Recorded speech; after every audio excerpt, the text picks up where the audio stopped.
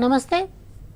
ఉపాధ్యాయ అర్హత పరీక్ష శిక్షణలో భాగంగా మనం శిశు వికాసం, మనోవిజ్ఞాన శాస్త్రపరమైనటువంటి అంశాల్లో మూర్తిమత్వానికి సంబంధించినటువంటి విషయాలను నేర్చుకుంటూ ఉన్నాం. మూర్తిమత్వ సిద్ధాంతాలను గురించి, మూర్తిమత్వ నిర్ధారణ కోసం ఉపయోగించే పరీక్షా విధానాలను గురించి తెలుసుకున్నాం. ఒక వ్యక్తి సమర్థవంతమైన మూర్తిమత్వంతో ఉన్నాడు అని అంటే అతడు శారీరకంగా, మానసికంగా ఆరోగ్యవంతుడుగా ఉన్నాడు అని భావించవచ్చు అని మనోవిజ్ఞాన శాస్త్రం తెలియజేస్తోంది. కాబట్టి ఒక వ్యక్తి తనలో ఉన్నటువంటి శక్తి సామర్థ్యాలను, తన నైపుణ్యాలను, అనుభూతులను, అభిరుచులను, వైఖరులను అన్నింటినీ సమర్థవంతంగా వినియోగించుకుంటూ తన చుట్టూ ఉన్నటువంటి పరిసరాలతో సర్దుబాటు చేసుకుంటూ జీవనయాత్ర గడపగలిగినటువంటి సామర్థ్యాన్ని మనం మానసిక ఆరోగ్యము అంటాం. మానసికంగా ఆరోగ్యవంతుడుగా ఉన్నటువంటి వ్యక్తి ఆలోచన ధోరణులు, పనులు అన్నీ కూడా ధనాత్మకంగా, సమాజ ఆమోదయోగ్యంగా ఉంటాయి. అంచేత మానసిక ఆరోగ్యంగా పిల్లలను తీర్చిదిద్దాలి అని అంటే వారికి శారీరక శిక్షణతో పాటు మానసిక శిక్షణ కూడా పాఠశాలల్లో ఇవ్వాల్సిన అవసరం ఉంది అని ఈ విభాగంలో మనం తెలుసుకుంటాం. కాబట్టి తన సామర్థ్యాలను, శక్తియుక్తులను, నైపుణ్యాలను ఫలవంతంగా వినియోగించుకుంటూ ఒత్తిడి లేకుండా సవాళ్లను ఎదుర్కొంటూ సమాజ నిర్మాణంలో పాల్గొనడానికి చేసే ప్రయత్నంగా మనం మానసిక ఆరోగ్యాన్ని చూస్తాం. అంటే మానసిక ఆరోగ్యవంతుడు ఎలా ఉంటాడని చూసినప్పుడు మంచి సానుకూల దృక్పథం కలిగి తన జీవిత అవసరాలను తీర్చుకోవడం కోసం ప్రయత్నం చేస్తూ ఉంటాడు. కాబట్టి ఎలాంటి సవాళ్ళు ఎదురైనా కూడా సానుకూల దృక్పథంగా ఉంటాడనమాట. అంచేత సత్ఫలితాలను సాధించడానికి అవకాశం కలుగుతూ ఉంటుంది. అయితే మానసిక ఆరోగ్యం గురించి రకరకాల మనోవైజ్ఞానికుల అభిప్రాయాలు ఎలా ఉన్నాయో పరీక్ష దృష్ట్యా చూద్దాం. తనలో ఉన్నటువంటి సహజ శక్తులను ఉపయోగించుకుంటూ సంతృప్తిగా జీవించడాన్ని మానసిక ఆరోగ్యం అనవచ్చు అని చెప్పాడు స్టెర్న్ అన్న మనోవైజ్ఞానికుడు. అంటే ఒక్కొక్క వ్యక్తిలోనూ కొన్ని సహజ సామర్థ్యాలు ఉంటాయి, కొన్ని నైపుణ్యాలు ఉంటాయి. వాటి మేరకు కాంక్షా స్థాయిని ఏర్పరచుకుని పనిచేసినట్లయితే సంతృప్తిగా జీవించడానికి వీలవుతుంది అన్నది ఈ నిర్వచనం యొక్క ఉద్దేశం. అలాగే తన చుట్టూ ఉన్నటువంటి పరిసరాలని స్పష్టంగా పరిశీలించుకుని చురుకుగా అవగాహన చేసుకోవడం ద్వారా సర్దుబాటు చేసుకోగలిగిన సామర్థ్యాన్ని మానసిక ఆరోగ్యం అనవచ్చు అంటారు జహోదా మనోవైజ్ఞానికులు. అంటే పరిసరాలన్నింటినీ అర్థం చేసుకోవడం, చుట్టుపక్కల ఉన్నటువంటి వనరులు ఏమిటి, చుట్టుపక్కల ఉన్నటువంటి మానవ వనరులు ఏంటి, ఇతర ఆర్థికపరమైన వనరులు ఏంటి, సౌకర్యాలు ఏమిటి, ఇవన్నీ అర్థం చేసుకుని తన అవసరాలకు వినియోగించుకుని సుఖంగా జీవించడానికి చేసే ప్రయత్నంలాగా మానసిక ఆరోగ్యాన్ని తెలియజేస్తున్నాడు జహోదా. అలాగే బెర్నార్డ్ మనోవైజ్ఞానికులు ఏమంటున్నారంటే ప్రతిరోజు మనకి నిత్య జీవితంలో రకరకాలైనటువంటి పరిస్థితులు, సవాళ్ళు ఎదురవుతూ ఉంటాయి. వీటన్నిటినీ అధిగమించడానికి కావలసినటువంటి మానసిక శక్తిని మనం మానసిక ఆరోగ్యం అనవచ్చు అంటున్నారు. కాబట్టి పరిస్థితులను, సవాళ్లను ఎదుర్కోగలిగిన శక్తే మానసిక ఆరోగ్యము అన్నది బెర్నార్డ్ యొక్క ఉద్దేశం. కాబట్టి ఎగ్జామ్ దృష్ట్యా ఈ 3 నిర్వచనాలని జాగ్రత్తగా చూడాలి. మానసిక ఆరోగ్యము అనంటే చుట్టూ ఉన్న పరిసరాలతో సర్దుబాటు చేసుకుంటూ సానుకూల దృక్పథం కలిగి జీవించే వ్యక్తిత్వము అని మనం సమగ్రంగా అర్థం చేసుకోవచ్చు. ఇలాంటి మానసిక ఆరోగ్యం అన్నటువంటి అంశాన్ని కొంచెం విస్తృత కోణంలో చూసినప్పుడు సిగ్మండ్ ఫ్రాయిడ్ ప్రవేశపెట్టినటువంటి మనోవిశ్లేషణ విధానంలో మానసిక ఆరోగ్యం మానసిక అనారోగ్యానికి దారితీసినటువంటి పరిస్థితులప్పుడు ఏం చేయాలి అన్నది తెలుస్తుంది. ఎందుకు మానసిక పరమైనటువంటి అనారోగ్యాలు కలుగుతాయి అంటే సర్దుబాటు స్వభావం లేకపోవడం, సామర్థ్యాలకు మించి కోరికలు ఉండడము, తరువాత ధనాత్మక దృక్పథం బదులుగా రుణాత్మకమైనటువంటి ఆలోచనలు చేయడం, ఇలాంటివన్నీ మానసిక అనారోగ్యానికి కారణాలు అవుతాయి. ఇలాంటి మానసిక అనారోగ్యాలకు పూర్వకాలంలో చాలా దారుణమైనటువంటి శిక్షలు ఉండేవి. వాళ్ళని మనం పిచ్చివాళ్ళు అంటున్నాం. రోడ్ల మీద తిరిగే రకరకాల మనుషులు కనిపిస్తారు. ఇలాంటి వాళ్ళకి మానసిక అనారోగ్యాలు ఉంటాయి. ఈ అనారోగ్యాల్లో చాలా క్రూరమైనటువంటి శిక్షణలు ఉండేవి. ఇప్పటికి కూడా మనం కొన్ని ప్రాంతాల్లో పిచ్చిపట్టినటువంటి వాళ్ళని వాళ్ళు దైవ ప్రదేశాల్లో ఉంటూ ఉంటారు. అక్కడ వాళ్ళని చాలా శారీరకంగా బాధ పెట్టేటువంటి ప్రయత్నాలు కనిపిస్తూ ఉంటాయి. వీటన్నిటి గురించి గమనించినటువంటి పీనల్ అన్న మనోవైజ్ఞానికుడు మానసిక చికిత్సా విధానంలో మానవతావాదం ఉండాలి అని చెప్పన్నాడు. అంటే వారు కూడా మనుషులే, మానసికమైనటువంటి అశాంతి వలన అలాంటి స్థితికి చేరారు అన్నది ఇక్కడ ఉద్దేశం. అయితే ఇక్కడ పరీక్షలో కొన్ని ముఖ్యమైన అంశాలను మనం దృష్టిలో ఉంచుకోవాలి. మానసిక ఆరోగ్యము అన్న చాలా అవసరం. Across the country, across the world అందరికీ కూడా హెల్త్ అండ్ వెల్ బీయింగ్ అంటాం. ఆరోగ్యం ఉండాలి, శ్రేయస్సు ఉండాలి. మానసికంగా ఆరోగ్యం ఉండాల్సినటువంటి అవసరం ఉంది. కాబట్టి ఇది ఒక పెద్ద ఉద్యమంలాగా తీసుకొచ్చిన వాళ్ళలో ముఖ్యుడు క్లిఫోర్డ్ బీర్స్ అన్నమాట. WHO కూడా మానసిక ఆరోగ్యం యొక్క ప్రాధాన్యతని తెలియజేసింది. అంచేత మానసిక ఆరోగ్యము అన్నది ప్రతి దేశంలోనూ తప్పనిసరిగా పౌరుల సౌకర్యార్థం ఏర్పాటు చేయాల్సిన కార్యక్రమంగా కూడా ప్రకటిస్తూ ఉన్నారు. అయితే క్లిఫర్డ్ బీర్స్ రాసినటువంటి గ్రంథం పేరు the mind that found it self. ఈ మనసు ఎలా ఉంటుంది, దానిలో ఏమేమి అంశాలు ఉంటాయి, మానసిక అనారోగ్యం ఎందుకు కలుగుతుంది అన్న క్లిఫర్డ్ బీర్స్ పరిశోధనల ద్వారా ప్రపంచమంతా కూడా మానసిక ఆరోగ్యాన్ని ప్రత్యేకంగా చూస్తున్నారు. మానసికంగా అనారోగ్యం కలగడానికి ప్రధానమైనటువంటి కారణాలు ఏముంటాయి, ఆరోగ్యంగా ఉండాలి అంటే ఏం చేయాలన్న విషయాల్ని ఇప్పుడు మనం పరిశీలిద్దాం. మానసికంగా ఆరోగ్యంగా ఉండాలి అంటే మొట్టమొదటి అంశము ధనాత్మక అంశం.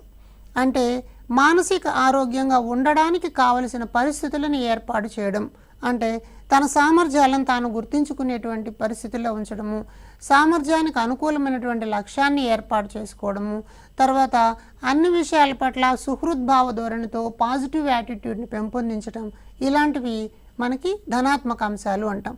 మానసికంగా ఆరోగ్యంగా ఉండడానికి కావలసిన పరిస్థితులను ఏర్పాటు చేయడం. రెండవది ఏంటంటే నిరోధించే అంశం. మానసిక అనారోగ్యానికి గురి కాకుండా నిరోధించడానికి ప్రయత్నం చేయడం అన్నమాట. అయితే ఏ ఏ కారణాలు మానసిక అనారోగ్యానికి కారణమవుతాయో వాటి నుంచి మనిషిని దూరంగా ఉంచినప్పుడు నిరోధించడానికి సాధ్యమవుతుంది.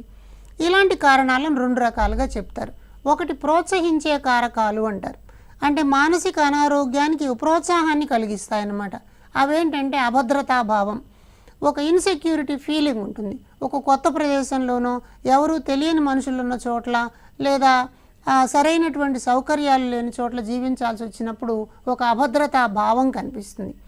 అలాగే న్యూనత, తనలో సామర్థ్యాలు తక్కువగా ఉన్నాయనుకుంటూ తనను చూసి ఇతరులు ఏమనుకుంటూ ఉన్నారు, తను ఎప్పుడు నిరంతరం ఫెయిల్ అవుతూ ఉన్నాను, ఇలాంటి రకాల న్యూనతా భావాల వలన శారీరకంగా అందంగా లేను, నాకు మంచి ఉద్యోగం లేదు, ఇలాంటివన్నీ కూడా వ్యక్తిలో మానసిక అనారోగ్యానికి దారితీసేటువంటి అంశాలు అవుతాయి.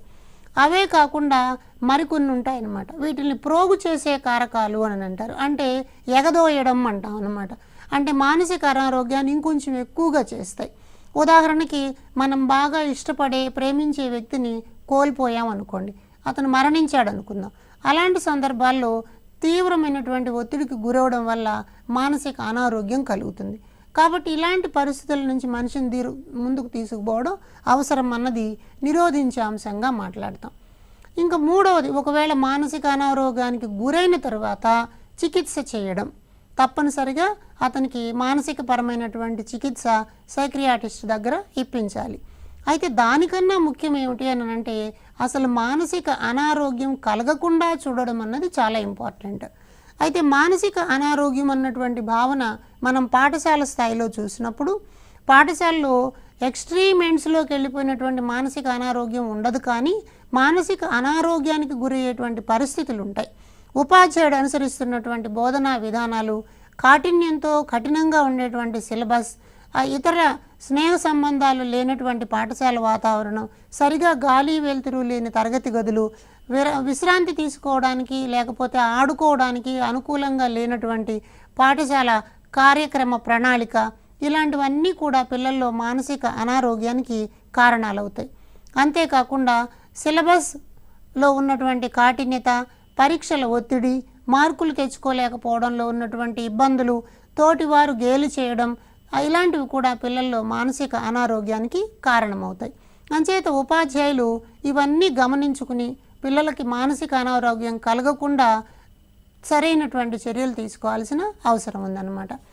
ఒక్కొక్కసారి మానసిక అనారోగ్యాలు కొన్ని అపవ్యవస్థల రూపంలో మనకి కనిపిస్తూ ఉంటాయి. పట్టించుకోలేదనుకోండి, అవి నాడీ రుగ్మతలకు దారితీయచ్చు, లేకపోతే మనోవిక్షిప్త రుగ్మతలకు కూడా దారితీయచ్చు. ఇవి రెండు పరీక్ష దృష్ట్యా ముఖ్యమైన పదాలు.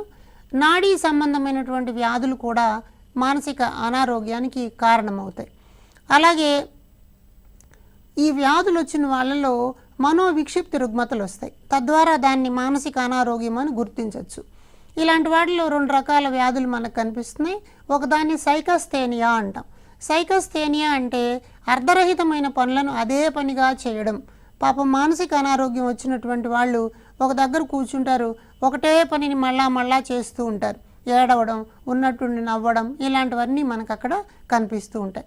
అలాగే స్కిజోఫ్రెనియా అంటాం. స్కిజోఫ్రెనియా అంటే చాలా ఇష్టమైనటువంటి వ్యక్తిని కోల్పోయినప్పుడు, తట్టుకోలేనటువంటి బాధ కలిగినప్పుడు మనసు చిన్నాభిన్నం అయిపోతుంది. అలా చిన్నాభిన్నం అయిపోయినప్పుడు మానసిక అనారోగ్యం కలుగుతుంది. ఉదాహరణకు ఒక పిల్లవాడు 10వ తరగతిలో రాష్ట్ర స్థాయిలో ర్యాంక్ తెచ్చుకోగలడు అని చెప్పి అనుకుంటూ ఉన్నారు అందరూ. అటు పాఠశాల, ఉపాధ్యాయులు, తల్లిదండ్రులు, ఊర్లో వాళ్ళందరూ కూడా అతని మీద హైయెస్ట్ ఎక్స్పెక్టేషన్స్ పెట్టుకున్నారు. కానీ అతనికి ఆ స్థాయి రాలేదు. అంచేత ఆ సందర్భంలో పిల్లవాడు మానసికంగా చాలా కృంగిపోయే ప్రమాదం ఉంది.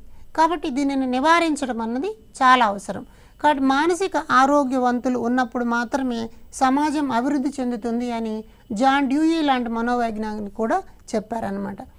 అయితే ఇక్కడ మానసిక అనారోగ్యాన్ని నుంచి ఆరోగ్యం వైపుకి మారాలి అని అంటే ప్రతి వ్యక్తిలోనూ ఉండవలసినటువంటి లక్షణం సర్దుబాటు. అడ్జస్ట్మెంట్ అని అన్నది చాలా ఇంపార్టెంట్. మానవ జీవితాలందరిలో కూడా సర్దుబాటు ఆజన్మాంతము జరిగే ప్రక్రియ. అంటే పుట్టుక నుంచి చివరి వరకు ఉండేటువంటి అంశాన్ని సర్దుబాటుగా చెప్తూ ఉంటారు. ఇది గతంలో కూడా పరీక్షలో అడిగిన అంశం. ఈ క్రింది వానలో జీవితాంతం కొనసాగే ప్రక్రియ అని అన్నారు. వాటిలో సర్దుబాటు సరైన సమాధానం అన్నమాట. పరిసరాలు తనకు అనుకూలంగా లేవనుకోండి, అలా అనుకూలంగా లేనప్పుడు ఏం చేయాలి? ఒకవేళ అనుకూలంగా లేవు అని అనుకుంటే తద్వారా మానసిక అనారోగ్యం కలుగుతుంది. కాబట్టి వ్యక్తే తాను పరిసరాలకు అనుకూలంగా మారిపోయాడు అనుకోండి, అప్పుడు సర్దుబాటు చేసుకున్నాడు అంటాం. అంటే ఉదాహరణకి ఒక రాష్ట్రానికి వెళ్ళినప్పుడు అక్కడ ఆహార పదార్థాలు, భోజన విధానాలు తాను ఉన్నటువంటి ప్రదేశానికి వ్యతిరేకంగా ఉన్నాయనుకుందాం. అప్పుడు వ్యక్తి ఏం చేయాలి? ఆ పరిసరాలకు సర్దుబాటు కావడం ఇబ్బందిగా ఉందనుకున్నప్పుడు తానే వాటికి అలవాటు పడే ప్రయత్నం చేయాలనుకుంటే దానిని సర్దుబాటు అంటాం. అలాగే తనకు పరిసరాలకు మధ్య ఒక సానుకూల సంబంధాన్ని ఏర్పరచుకోవడం అన్నాడు గేట్స్ మరియు జెర్సీల్డ్ అనే మనోవైజ్ఞానికులు. అంటే వ్యక్తికి పరిసరాలకు మధ్యన ఎప్పుడూ కూడా ఒక సంఘర్షణాత్మక వాతావరణం ఉంటుంది. ఆ సంఘర్షణాత్మక వాతావరణాన్ని సానుకూలంగా మార్చుకునేటువంటి శక్తిని సర్దుబాటు అనవచ్చు అని చెప్తున్నారు. అట్లాగే జీవి అవసరాలకు పరిస్థితులకు మధ్య ఏర్పడేటువంటి సమతుల్య స్థితిని సర్దుబాటు అనాలి అన్నాడు సఫార్ అనేటువంటి మనోవైజ్ఞానికుడు. ఈ సఫార్ అనే మనోవైజ్ఞానికుని ప్రకారం ఒక సర్దుబాటు అన్నది ఒక సమతుల్య స్థితి అన్నమాట. అక్కడ జీవి చుట్టూ కొన్ని అవసరాలు ఉన్నాయి, అక్కడ కొన్ని పరిస్థితులు ఉన్నాయి. అయితే అన్ని అవసరాలు తీర్చడానికి పరిస్థితులు సహకరించట్లేదు. పరిస్థితుల్లో ఉన్నటువంటి అంశాలకు అనుకూలంగా మనిషి మారాలి. కాబట్టి రెండు అంశాల మధ్యన ఒక సమతుల్య స్థితిని ఏర్పాటు చేసుకుంటే దానిని సర్దుబాటు అంటారు. అయితే సర్దుబాటు గురించి డిక్షనరీ ఆఫ్ సైకాలజీ మరికొన్ని స్పష్టమైన నిర్వచనాలను చెప్పింది. అదేంటంటే ఆటంకాలను అధిగమించి జీవి చేసేటువంటి కృత్యాలలో వైవిధ్యము అని అన్నాడు. అంటే వ్యక్తి జీవితంలో ప్రతిరోజు కూడా చాలా రకాల సవాళ్ళు ఎదురవుతూ ఉంటాయి. పిల్లలు పాఠశాలలో వెళ్ళే సందర్భంలో సవాళ్ళు ఎదురవ్వచ్చు, పాఠ్యాంశాన్ని నేర్చుకునే సందర్భంలో సవాళ్ళు ఎదురవ్వచ్చు, ఇంట్లో కుటుంబ సభ్యులతో కలిసి పనులను చేసే సందర్భంలో సవాళ్ళు ఎదురవ్వచ్చు.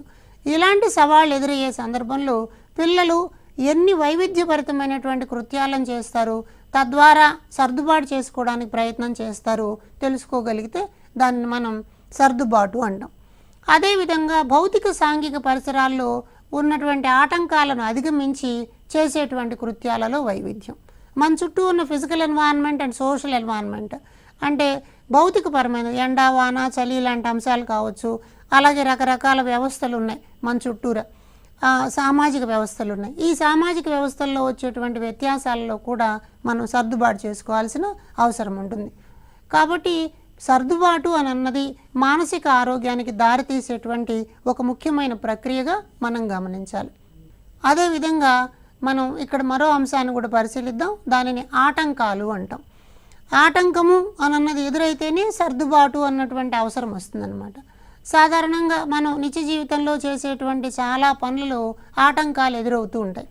ఈ ఆటంకాలను మనం 2 రకాలుగా చెప్తాం. ఒకటేమో వ్యక్తిగతమైనటువంటి ఆటంకాలు, రెండవది పరిసరపరమైనటువంటి ఆటంకాలు. వ్యక్తిగతము అంటే శరీరానికి సంబంధించినది, మనసుకు సంబంధించినది. అంచేత వీటిని శారీరక ఆటంకాలు, మానసిక ఆటంకాలుగా వర్గీకరిస్తారు. శారీరక ఆటంకాలు అంటే శరీర అవయవాల లోపం వలన, లేకపోతే శరీర అవయవాల్లో దృఢత్వం లేకపోవడం వలన ఎదురయ్యేటువంటి ఆటంకాలు. ఉదాహరణకి అంగవైకల్యం ఉందనుకోండి. అంగవైకల్యం కలిగినటువంటి వారు రన్నింగ్ రేస్ లాంటి వాటిలో కానీ, గబగబా పరిగెత్తి చేసేటువంటి పనులలో కానీ పాల్గొనలేకపోవచ్చు.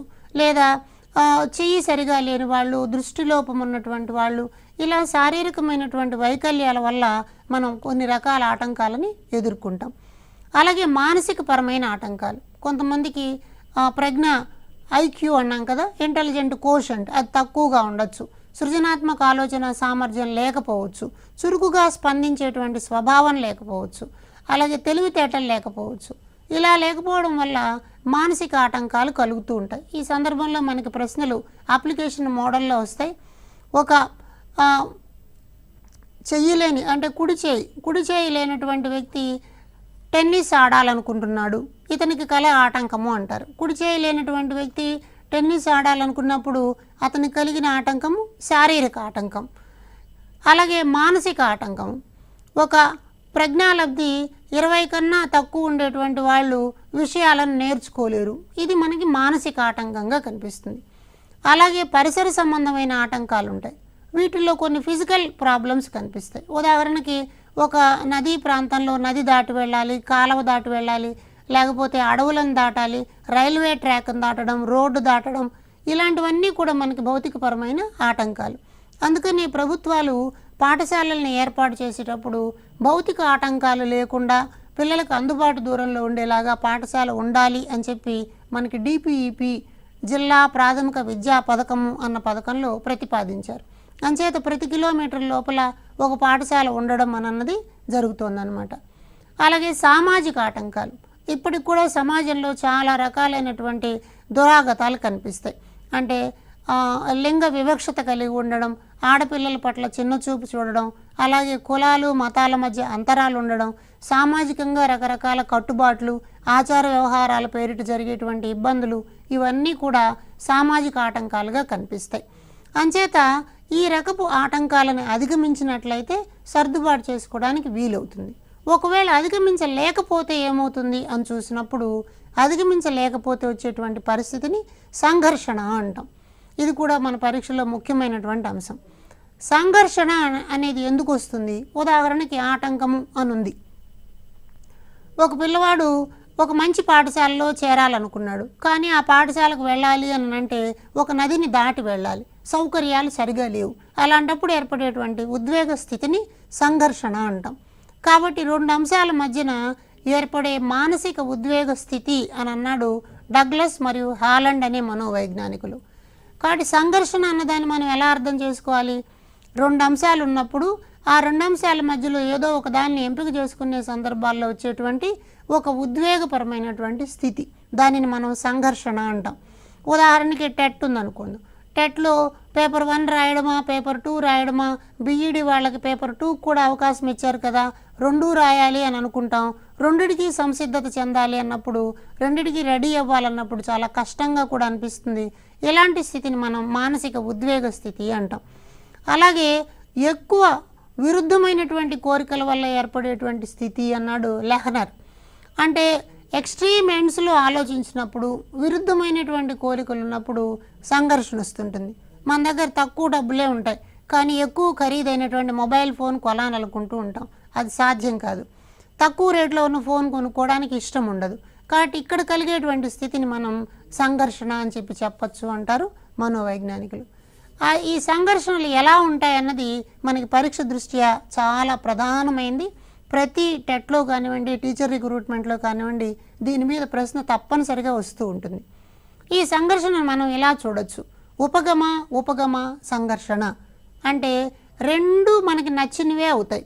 ఈ రెండు కావాలి అని అనుకున్నప్పుడు వాటిల్లో ఒకటి తీసుకోవాల్సి వస్తే దానిని మనం ఉపగమ సంఘర్షణ అంటాం.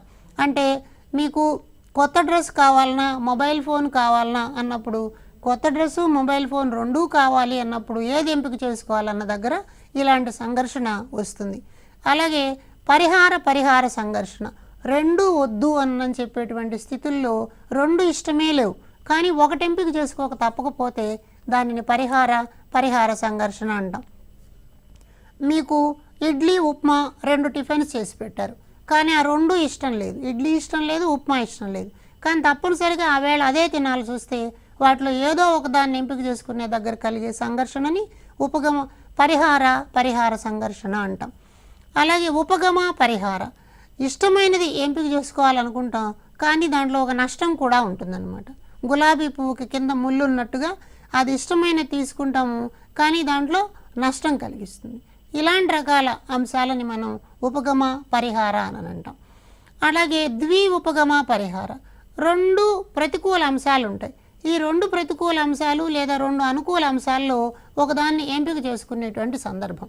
అంటే ఫర్ ఎగ్జాంపుల్ దూరంగా మనం ఉద్యోగం చేయాల్సి రావాల్సి వస్తుంది, లేకపోతే అక్కడ జీతం కూడా ఎక్కువగా ఉంటుంది. అంటే ప్రతికూలము ఉంది, అనుకూలం ఉంది, అలాంటివి ఎంపిక చేసుకోవడం అన్నమాట. దానిలో ఒక ప్రతికూల అంశం, ఒక అనుకూల అంశం. జీతం ఎక్కువ వస్తున్నది ప్రతికూలము, అనుకూలము, దూరంగా వెళ్ళాల్సి రావడం ప్రతికూలము. కాబట్టి అలాంటి స్థితుల్లో ఏర్పడేటువంటి సంఘర్షణని మనం పరిహార సంఘర్షణ అంటాం. కాబట్టి పరీక్షలో ఈ అంశాల మీద వస్తాయి కాబట్టి ఉదాహరణలను జాగ్రత్తగా పరిశీలించి సమాధానాలు రాసే ప్రయత్నం చేయాలి. కాబట్టి వీలైనన్ని ఎక్కువ ప్రాక్టీస్ పేపర్లు చూడండి. ఈ సంఘర్షణల మధ్యన సమాధానం రాయడానికి వీలవుతుంది. అంటే కొంచెం తరచి చూడాలి, లేకపోతే కన్ఫ్యూజ్ అయ్యి తప్పు సమాధానాన్ని గుర్తించే ప్రమాదం కూడా ఇక్కడ మనకి ఉందన్నమాట. అలాగే మానసిక ఆరోగ్యానికి సంబంధించి అతి కీలకమైనటువంటి ఒక అంశం ఏమిటి అని అంటే ఒక క్రమానుగతం. మానసిక అనారోగ్యం ఎందుకు కలుగుతుంది అని చూసినప్పుడు ముందుగా వచ్చేదాన్ని కుంఠనం అంటాం. ఆ తర్వాత అది ఒత్తిడికి దారితీస్తుంది, ఒత్తిడి వ్యాకులతకు దారితీస్తుంది, వ్యాకులత మానసిక అనారోగ్యానికి దారితీస్తుంది. కాబట్టి ఒత్తిడి వలన కలిగేటువంటి మానసిక స్థితి వ్యాకులత అయితే ఆ వ్యాకులత వల్ల వచ్చేటువంటి అంతిమ అంశాన్ని మానసిక అనారోగ్యం అంటాం. కాబట్టి వ్యక్తులు తమకున్నటువంటి అవసరాలను తృప్తిపరచుకోవడంలో ఏవైనా ఆటంకాలు ఎదురైతే అప్పుడు కలిగేటువంటి బాధని మనం కుంఠనం అంటాం. కుంఠనం అంటే ప్రాథమికంగా జరిగినటువంటి ఒక బాధ, ఒక బాధాకరమైనటువంటి స్థితి. అలాగే మనకి చాలా రకాలైనటువంటి ప్రేరణలు ఉంటాయి, ఇది చెయ్యాలి, అది చేయాలి, సాధించాలి అని చెప్పి. ఒకవేళ తృప్తి చెందలేకపోతే అప్పుడు కలిగేటువంటి మానసిక స్థితిని కూడా కుంఠనం అంటారు అని చెప్పాడు కరోల్ అన్న మనోవైజ్ఞానికుడు. అంటే ఉదాహరణకి ఒక 8 సంవత్సరాల పిల్లవాడు సైకిల్ తొక్కాలి అని నేర్చుకోవాలనుకున్నాడు. సైకిల్ రెంట్కి తీసుకోవడానికి అక్కడ అవకాశం లేదు, సొంత సైకిల్ లేదు. ఇలాంటి స్థితిలో ఒక ఆయన సైకిల్ ఇచ్చాడు, ఒక 5 నిమిషాలు సైకిల్ తొక్కాక మళ్ళీ తీసుకెళ్ళిపోయాడు అనుకుందాం. అప్పుడు తృప్తి చెందలేదు మనం, అప్పుడు కుంఠనం ఏర్పడుతుంది. కుంఠనం అన్నది బాధ యొక్క ప్రాథమిక స్థాయిలాగా చెప్తాం అన్నమాట. ఒక్కొక్కసారి కుంఠనం వల్ల చాలా నిరాశ వస్తుంది. నాకు సైకిలే లేదు కదా, సైకిల్ ఉండుంటే నేను బాగా నేర్చుకునేవాడిని అని అనుకుంటారు. ఈ కుంఠన ప్రభావం మానసిక అనారోగ్యానికి దారితీయడం, అలాగే పగటి కలలు కనేటువంటి లక్షణం కూడా వస్తుంది. ఒకవేళ కుంఠనం జరిగితే అనుకున్నది సాధించలేని సందర్భాల్లో అసంతృప్తి వస్తే పగటి కలలు అంటూ ఉంటారు. సైకిల్ తొక్కినట్టు కలలు కూడా వస్తూ ఉంటాయన్నమాట వాళ్ళకి. అయితే కొన్ని సందర్భాల్లో చెడు ప్రవర్తన కూడా వస్తుంది. అంటే సైకిల్ తొక్కాలన్న కోరిక ప్రగాఢంగా ఉంది, సైకిల్ అందుబాటులో లేకపోతే పక్కింట్లో ఎక్కడైనా సైకిల్ పెట్టుంటే దాన్ని తీసుకెళ్ళిపోయి తొక్కడం అన్నది కనిపిస్తుంది అన్నమాట. కాబట్టి ఇలాంటి వాటిలో ఒత్తిడి రావడం అన్నది కనిపిస్తుంది. కాబట్టి లక్ష్యాన్ని చేరుకునేటువంటి సందర్భంలో వచ్చే మానసిక స్థితిని మనం ఒత్తిడి అని చెప్పి చెప్తాం. కాబట్టి ఒత్తిడి అన్న దాన్ని మనం తగ్గించుకోవాలి అని అంటే కుంఠనము, సంఘర్షణ, ఆందోళన అన్నటువంటి వాటిని రెడ్యూస్ చేసుకోవాలి. అలా రెడ్యూస్ చేసుకోకపోతే ఏమవుతుంది, గుండె వేగం పెరగడం, చెమటలు పట్టడం, నిద్రలేమిగా ఉండడం, నిరాసక్తంగా ఉండడం. ఒక్కొక్కసారి కుంఠనం కలిగినటువంటి వాళ్ళు మానసిక స్థితి సరిగా లేక ఆ ఒత్తిడిలో ఎక్కువగా తినడాన్ని కూడా అలవాటు చేసుకుంటారనమాట. కాబట్టి ఈ ఒత్తిడి అని అన్నది కుంటనం యొక్క ఫలితంగా మనం చూడొచ్చు. అయితే ముర్రే అనే శాస్త్రవేత్త ఏమంటాడంటే ఒత్తిడి లేనటువంటి స్థితిని మనిషి ఇష్టపడడు అంటాడు. నిజంగానే వికాసం చెందాలి, అభివృద్ధి చెందాలి అని అన్నప్పుడు some kind of pressure is required. ఆ ఒత్తిడి ఉన్నప్పుడు, ఫర్ ఎగ్జాంపుల్ టెట్కి సంసిద్ధం కావాలి అని అనుకున్నప్పుడు మనం ఆ ఒత్తిడితో చాలా పుస్తకాలను చదువుతాం, సంసిద్ధత అయ్యేటట్టు ప్రయత్నం చేస్తాం అన్నమాట. ఒకవేళ ఒత్తిడి ఇంకొంచెం దానిని మనం కంట్రోల్ చేసుకోలేకపోతే వచ్చేటువంటి స్థితిని వ్యాకులత అంటాం. అంటే అక్కడ చాలా టెన్షన్ హయ్యర్ లెవెల్లోకి వెళ్ళిపోతుంది, తద్వారా మానసిక అనారోగ్యం అన్నది కలుగుతుందన్నమాట. కాబట్టి ఇలాంటి స్థితిని మనం నిషేధించాలి అంటే, ఇలాంటి స్థితిని మనం నుండి బయటపడాలి అని అంటే సిగ్మండ్ ఫ్రాయిడ్ అన్న మనోవైజ్ఞానికుడు చాలా ముఖ్యమైనటువంటి అంశాన్ని చెప్పాడు. మన టెట్ పరీక్ష దృష్ట్యా కూడా ఇది చాలా ఇంపార్టెంట్. వీటిల్ని మనం రక్షక తంత్రాలు అంటాం, డిఫెన్స్ మెకానిజం. తప్పనిసరిగా ఇక్కడి నుంచి ఒక ప్రశ్న వస్తుంది, కీవర్డ్ ఆధారంగా సమాధానం రాయడం చాలా తేలిక. ఇవన్నీ కూడా అప్లికేషన్ టైప్లో ఉంటాయి కాబట్టి జాగ్రత్తగా కీవర్డ్ని దృష్టిలో పెట్టుకుని సమాధానం రాసే ప్రయత్నాన్ని చేయాలి. ఒకసారి రక్షక తంత్రాలు అంటే ఏమిటో చూద్దాం. ఎందుకు రక్షక తంత్రాలు పనికొస్తాయి? మానసిక అనారోగ్యం కలగకుండా వ్యక్తిని ఒత్తిడి నుంచి, కుంటనం నుంచి బయటకు తీసుకొచ్చి వ్యాకులత లేకుండా చేసి మానసిక ఆరోగ్యవంతునిగా మార్చడానికి ఇవి పనికొస్తాయి. అంచేత వీటిని రక్షక తంత్రాలు, డిఫెన్స్ మెకానిజం అంటారు. ప్రవేశపెట్టిన వారు సిగ్మండ్ ఫ్రాయిడ్. ఒకటోది చూద్దాం, దమనము అంటాం. దమనము అంటే బలవంతంగా మర్చిపోవడం. మనకి ఇష్టం లేనటువంటి అంశాలు ఏమైనా ఉంటే వాటిని మర్చిపోతాం, తద్వారా సంతోషంగా ఉండడానికి వీలు కలుగుతుంది. మనకి బాగా ఇష్టమైనటువంటి వ్యక్తి ఆ ఊరు నుంచి బదిలీ అయి వెళ్ళిపోయాడు, లేదా వేరే వ్యక్తిని పెళ్లి చేసుకుని వెళ్ళిపోయారు. వాళ్ళని మనం మర్చిపోయినట్లయితే సుఖంగా ఉండడానికి అవకాశం వస్తుంది. అలాగే ప్రక్షేపణం అంటాం. తాను చేసినటువంటి తప్పులను ఇతరులకు ఆపాదించేటువంటి ప్రయత్నం చేయడం. ఎవరైనా ఒక విద్యార్థి నువ్వు లెక్కల్లో ఎందుకు ఫెయిల్ అయ్యావు అంటే సార్ సరిగా దిద్దలేదు అని చెప్పి అంటాం. అంటే తాను తప్పు రాసాం అనకుండా సార్ దిద్దలేదు అని చెప్పి చెప్తాం అనమాట. అట్లాగే హేతుకీకరణం అంటాం. కుంటి సాకులతో సమర్థించుకునే ప్రయత్నం చేస్తాం అనమాట. నాకు ఆ రోజు సమయానికి బస్సు దొరుకుంటే నేను మంచి మార్కులు పొందేవాడిని అంటాం అనమాట. అంటే అట్లా మనం ఆపాదించేటువంటి ప్రయత్నంలో కుంటి సాకుని వెతుక్కుంటాం. విస్థాపనం అంటాం. విస్థాపనం అంటే లక్ష్యాన్ని మార్చుకోవడం. మనకి ఒక ఎదురుగుండా ఉన్నటువంటి లక్ష్యాన్ని వదిలేసి వేరే లక్ష్యం దగ్గరికి వెళ్తాం. ఉదాహరణకి స్కూల్లో టీచర్ కొట్టిన తర్వాత, లేదా ఆఫీసులో మన ఆఫీసర్ తిట్టిన తర్వాత ఇంటికి వెళ్ళి ఆ కోపాన్నంతా పిల్లల మీద, భార్య మీద చూపించటం అని కానుంటే ఇలాంటి దాన్ని మనం విస్థాపనం అంటాం. బాగా ఆటలో అవుట్ అయిన పిల్లలు ఏం చేస్తారు, బ్యాటుని నేలకేసి కొడతారు, లేదా నేలను గట్టిగా తంతారు. అంటే అలాంటి దాన్ని మనం విస్థాపనం అంటాం అనమాట. ఇతర అంశం మీద కోపాన్ని ప్రదర్శించడం అని చెప్పి చెప్తారు. అలాగే ప్రతిగమనం.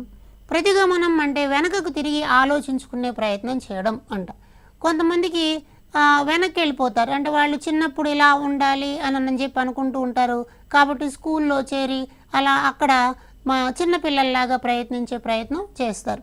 ఒకవేళ ఎవరైనా పెద్దవాళ్ళు కోపడ్డారనుకోండి, పెద్దవాళ్ళు కోపడితే ఏడవడం లాంటివి చిన్నపిల్లలు చేసే ప్రయత్నాలు. ఇలాంటి దాన్ని మనం ప్రతిగమనము అంటాం అనమాట. అంటే ఉదాహరణకి ఒక అధికారి కోపడ్డాడు అనుకోండి, ఆ ఆఫీస్లో పనిచేసేటువంటి వ్యక్తి చిన్నపిల్లల్లాగా ఏడిస్తే దాన్ని మనం ప్రతిగమనం అంటాం. తద్వారా తప్పించుకునే ప్రయత్నం చేస్తాం అనమాట. తర్వాత తదాత్మీకరణం. ఇది చాలా ముఖ్యమైనటువంటి రక్షక తంత్రం. చాలామంది ఏం చేస్తారంటే రోల్ మోడల్స్ని పెట్టుకుంటారు. ఆ రోల్ మోడల్స్ని తమలో చూసుకుంటారు. అంటే ఫర్ ఎగ్జాంపుల్ ఒక సినిమాలో హీరో విలన్లను కొడుతూ ఉన్నాడు అనుకోండి, వీడు తానే కొడుతున్నట్టు ఫీల్ అయిపోతాడు. లేదా ఒక కొడుకు మంచి మార్కులు సంపాదించి మంచి ఉద్యోగాన్ని పొందితే తండ్రి తానే ఉద్యోగాన్ని పొందినట్లుగా ఫీల్ అవుతూ ఉంటాడు. అలా ఇతరులలో తనను చూసుకోవడం, తనని ఇతరుల్లో చూసుకోవడం అన్నటువంటి స్వభావం ఉంటే దాన్ని తదాత్మీకరణం అంటాం. అలాగే పరిహారం అన్నటువంటి ఒక రక్షక తంత్రం ఉంటుంది. ఒక పని చేయలేనప్పుడు దానికి ప్రత్యామ్నాయంగా రెండవ పని చేస్తూ ఉంటారు. ఉదాహరణకి ఒక స్త్రీకి పిల్లలు లేరనుకోండి, ఆమె పిల్లల పట్ల చాలా ప్రేమ ఉంటే అందుకోసం స్కూల్లో టీచర్గా మారి ఆ కోరికను తీర్చుకుంటూ ఉంటారు. దీన్ని మనం ప్రత్యామ్నాయం లేదా పరిహారం తీసుకోవడం అంటాం. అలాగే స్వైర కల్పన. స్వైర కల్పన అంటే పగటి కళలు కంటూ ఉంటారు. సామర్థ్యాలు తక్కువగా ఉన్నటువంటి వాళ్ళు సామర్థ్యాన్ని ఎక్కువగా పొందడం కోసం ఉన్నాయి అని చెప్పి అనుకుని తాను 10వ తరగతి ఫస్ట్ క్లాస్లో పాస్ అయినట్టు, ఇంటర్మీడియట్లో చేరినట్టు, లేదా ఐఏఎస్ సీట్ సంపాదించినట్టు ఇట్లా పగటి కలలు కంటూ ఉంటారనమాట. ఇది కూడా సంతృప్తి చెందడానికి ఒక మార్గం. ఇలాంటి దాన్ని మనం స్వైరకల్పన అంటాం. అలాగే ఉపసంహారం అంటే దూరంగా ఉండడం. నాకెందుకులే అని చెప్పి దూరంగా ఉంటారు. అంటే ఒక ఆఫీసులో పనిచేస్తున్నటువంటి ఉద్యోగికి ఏదైనా వర్క్ అలాట్ చేస్తారు అని చెప్పి తెలిసినప్పుడు తాను ఆ రోజు సెలవు పెట్టడం, లేకపోతే ఆ సమావేశానికి దూరంగా ఉండడం ఇట్లాంటివి చేస్తారు. దీనిని మనం ఉపసంహారం అంటాం. అలాగే ఉదాత్తీకరణము.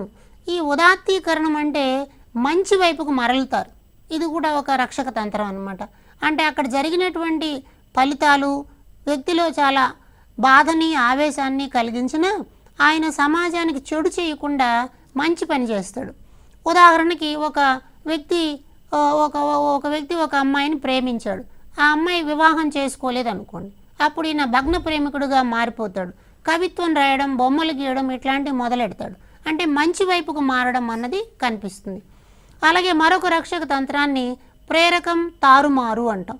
అంటే మనసులో ఒకటి ఉంటుంది, దానిని బయటకు వ్యక్తం చేస్తారు. ఫర్ ఎగ్జాంపుల్, మనకి ఒక స్వీట్ తినాలని కోరిక ఉంటే నాకు స్వీట్ తినాలని లేదు అని చెప్పి చెప్తారు. అలా చెప్పడాన్ని మనం ప్రేరకం తారుమారు చేయడం అంటాం. అలాగే మరొక రక్షక తంత్రం రాజీ ధోరణి. ఏర్పడినటువంటి సన్నివేశాల్లో మనకి సరైనటువంటి సమర్థత సామర్థ్యాలు లేనప్పుడు అక్కడ మనం విజయం సాధించడం కోసం రాజీ ధోరణిని అవలంబిస్తాం. ఈ విధంగా సిగ్మండ్ ఫ్రాయిడ్ మానసిక ఆరోగ్యాన్ని పొందడానికి రకరకాల రక్షక తంత్రాలను ఉపయోగించడం ద్వారా మానసిక ఆరోగ్యం పొందవచ్చు అని చెప్పి చెప్పారు. కాబట్టి పరీక్ష దృష్ట్యా ఈ సంఘర్షణ అన్నటువంటి అంశంలోనూ అలాగే రక్షక తంత్రాలు అన్న అంశంలోనూ తప్పనిసరిగా ప్రశ్నలు వస్తాయి. కాబట్టి ఇక్కడ చూపించిన కీవర్డ్ ఆధారంగా మీరు ప్రశ్నని విశ్లేషించి సరైన సమాధానాన్ని గుర్తించేటువంటి ప్రయత్నం చేయండి. అలాగే మోడల్ పేపర్స్లో ఉన్నటువంటి ఉదాహరణల్ని స్టడీ చేయండి. ప్రధానంగా మనకి 2 అంశాల మధ్య కన్ఫ్యూజన్ వస్తుంది. ప్రక్షేపణం, హేతుకీకరణం ఇవి 2 దగ్గరగా ఉంటాయి. కాబట్టి కొంచెం జాగ్రత్తగా సమాధానాన్ని రాయాల్సిన అవసరం ఉంది.